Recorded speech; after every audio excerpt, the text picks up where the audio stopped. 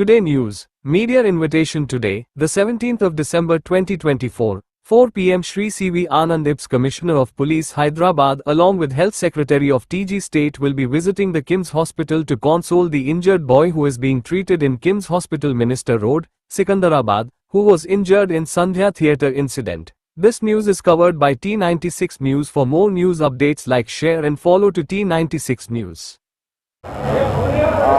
మీ అందరికీ తెలుసు సంధ్య థియేటర్ సంఘటన జరిగి 2 వారాలు గడుస్తుంది.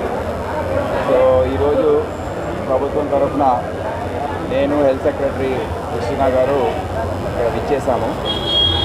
ఒక 2 వారాల నుండి కిమ్స్ హాస్పిటల్లో ట్రీట్మెంట్లో ఉన్న 9 సంవత్సరాల బాబు శ్రీ తేజ్ ఆయన ఆరోగ్య పరిస్థితి ఏంటి, ఇంకా ముందు వచ్చే రోజుల్లో దాని గురించి ఏమేమి చర్యలు తీసుకోవాలో గురించి డాక్టర్స్ని అడిగి తెలుసుకున్నాము. సో దాని బులెటిన్ ఎగ్జాక్ట్ కండిషన్ ఏంటో డాక్టర్స్ తర్వాత బులెటిన్ లాగా ఇస్తారు. ముఖ్యంగా ఆ రోజు జరిగిన తొక్కిసలాట్లో శ్రీ తేజ్కి బ్రెయిన్ డ్యామేజ్ జరిగింది. ఆక్సిజన్ అందక హైపోక్సియా బ్రెయిన్ డ్యామేజ్ అంటారు, అది జరిగింది. సో దాని నుండి రికవరీ కావడానికి సమయం పడుతుందని డాక్టర్స్ తెలియజేయడం జరిగింది.